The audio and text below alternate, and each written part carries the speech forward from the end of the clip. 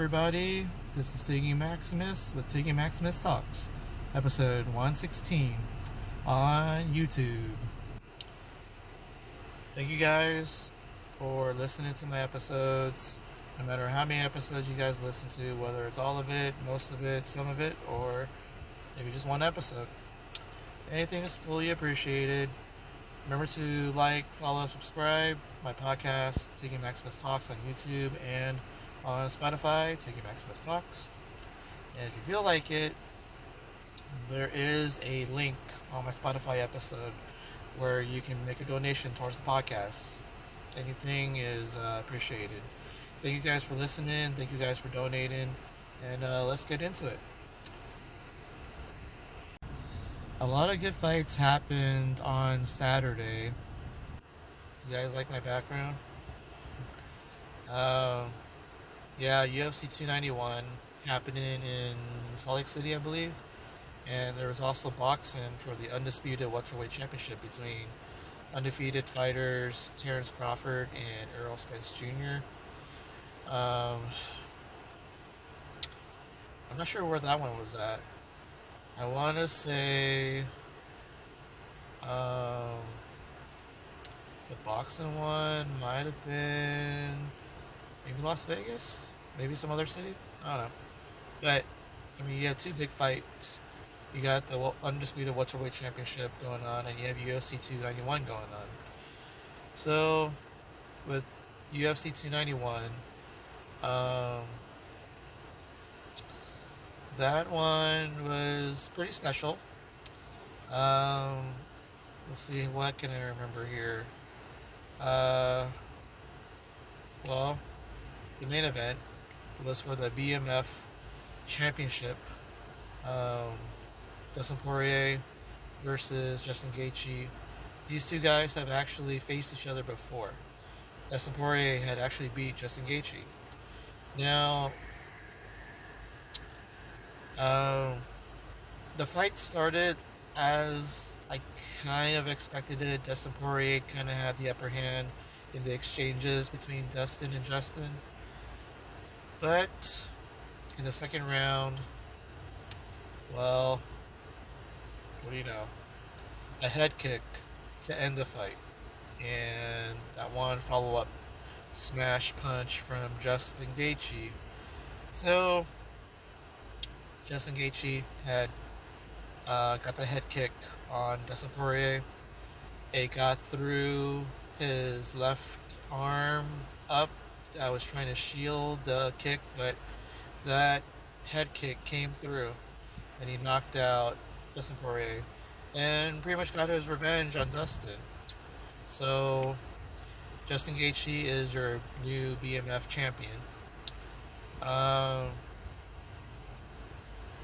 Afterwards, Dustin and Justin, if they had any beef, they already squashed it. Plus, they had respect for each other. So, good fight, and it looks like they had a lot of fun with that. Now, with that, you kind of wonder what's going to happen going forward for both guys. Dustin, well, I don't know. Can Dustin maybe a third fight with Conor McGregor? Maybe try to have I don't know, maybe you might have to fight the loser between Charles Oliveira and Islam Makhachev. Or maybe you might have to go up and fight Colby Covington at 170. They have some beef. Justin, on the other hand, Justin Gaethje may be fighting either the loser of Islam and Charles Oliveira, or Justin Gaethje gets his shot at Islam Makhachev should Islam Makhachev beat Charles Oliveira. So, who knows? Or maybe Justin Gaethje might move up to 170 as well. So, we'll see. Next, I believe it was a co-main event. You have Alex Pereira going up against Jan Blachowicz, and that one was a back and forth fight. Jan got some takedowns on Alex. Alex got some really good damage on Jan. And there was a time when I think Alex Pereira was smelling blood and he could have gone for the finish, but he couldn't finish off Jan. And the bell rang. And then just more back and forth stuff. But it was a split decision for the fight. And the winner of the split decision was actually Alex Pereira. I mean, technically, part of me thought that maybe Jan was going to get the split decision, but I guess they saw Alex did just a little more in terms of damage, maybe a little more per round, but I mean, literally it could have gone either way. But I'm actually kind of glad because I did pick Alex Pereira to win, and he did.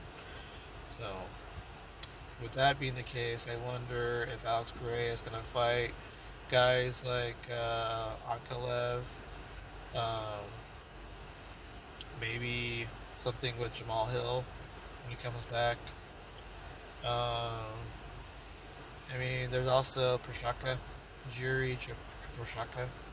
So you don't have a lack of matchups, honestly. You do have some good matchups you can pair together and go with it. Jan, honestly, I thought that he lost to Ankalev, and the fact that he lost a split decision to Alex Pereira, I honestly don't know where Jan's going to go from here. But maybe he might just come back, be a little better, and maybe climb back up the ladder of 205. So we'll see. Next, I believe we had a heavyweight fight between Rodrigo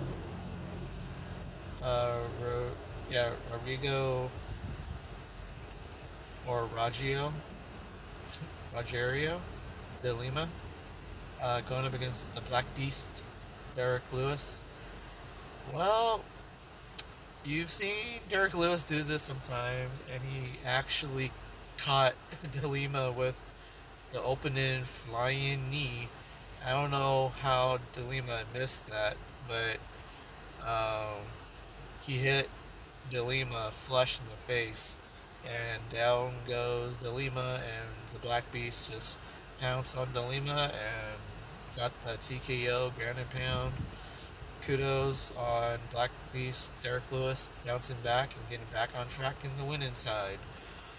But that's a sad way for de Lima to lose. But what's funny is that Derek Lewis took down his shorts and did a little dancing and put his shorts back on. I mean, you always like to see him in a good jolly mood when he wins the fight. So, yeah. Next, I believe it was... was it Tony Ferguson versus Bobby Green? Wow. That one was kind of somewhat back and forth. I kind of thought that Tony Ferguson might have had the upper hand in the first round, but was getting pummeled in the second and third round. But the fight ended with 5 seconds to go or something. Bobby Green choked out Tony Ferguson. And you can see Tony Ferguson trying to fight it and trying to last until the bell, but you saw his whole body went lifeless with 5 seconds to go, and that was the call. The referee saw that he could not continue. His arm couldn't, move, and it was 90-9 for Tony Ferguson. So, a submission victory for Bobby Green. Honestly, I think it's time for Tony Ferguson to kind of hang it up because I think he's lost so many fights in a row now. It's not even funny. Kind of. Well, not really. Anywho, yeah. And then next fight, I believe it was the opener, Kevin Holland versus Micah Chiesa. Honestly, it wasn't too bad, but Kevin Holland did get the submission victory and choked out Micah Chiesa. And then the featured prelim, that was something. Bonfim versus Trevin Giles, and wow, Bonfim dominated, and he got the choke. It looks very painful. So basically, he choked out Giles very quickly in the first round, and Bonfim is going to be a problem going forward. So I don't remember too much else about the rest of 291. I mean, there was a big victory for Kopilov. I don't remember who he fought, but just so you should know. And then we have your undisputed welterweight championship in boxing. Undefeated Terrence Crawford, and the undefeated as well, Earl Spence Jr. A lot of hype going into this one. Did I mention that I actually watched the fights in Nova, Brazil? But it turns out that you're only going to do the UFC and not do boxing. Yet, weeks ago, they did Canelo's fight with the UFC at the same venue, same time. But the cover for that was 25. But the cover for this one, this past Saturday, when I went and watched only the UFC, it was only 15. So maybe that should have been my first hint that they were possibly not going to show boxing. So it wasn't until we asked the waiter if they're going to show boxing too on another screen, they told us that they were only going to do UFC. So as you could imagine, my party was a little disappointed that I couldn't bring to them boxing, and somebody had to stream it on their phone. So I guess next time I should probably call ahead, even though I've done times before for other events like that. But you would think that if you've shown the ability to show boxing and UFC at the same night, at the same venue, that you would expect that going forward you'd be doing that for other big boxing events and big UFC events at the same time. But hey, if I'm wrong, I'll admit I'm wrong, but it just seems kind of hypocritical and inconsistent. So what can you do? Anywho, Terrence Crawford, one-sided victory over Earl Spence. I think the TKO came in the 9th round.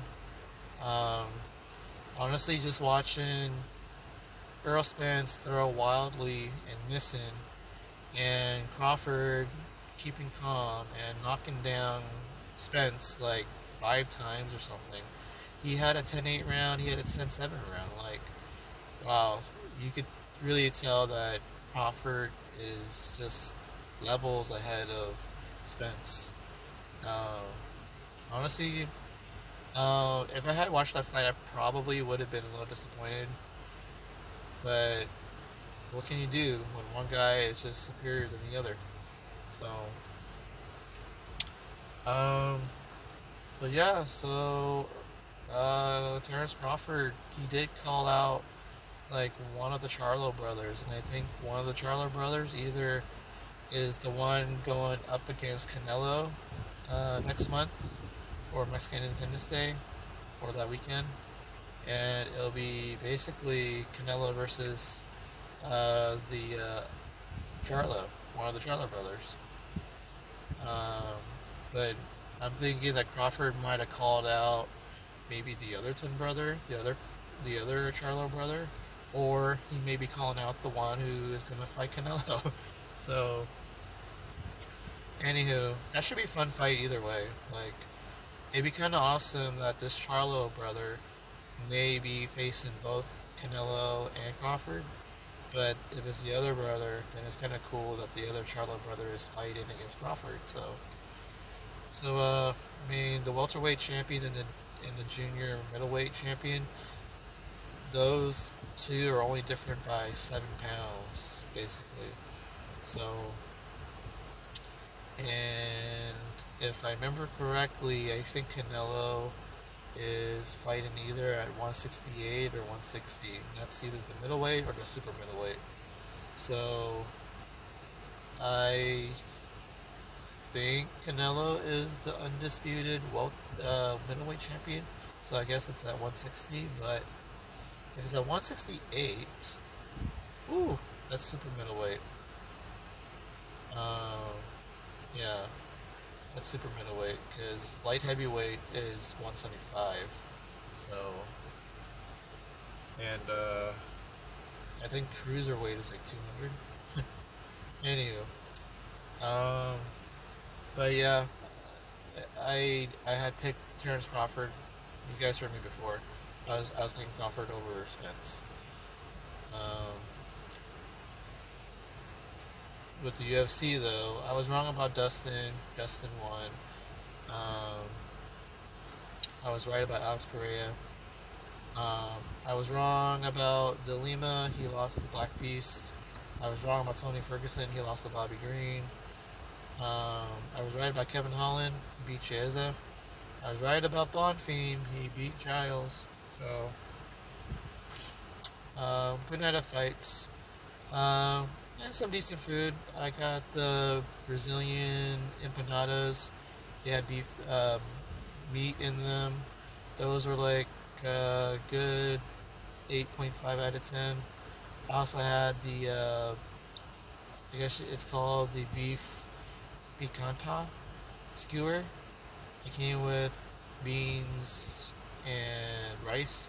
The rice was kind of dry, so I had a couple bites of the rice and I kind of threw away the rest. The beans, I think I ate all the beans. I ate all the beef skewer. The beef was good.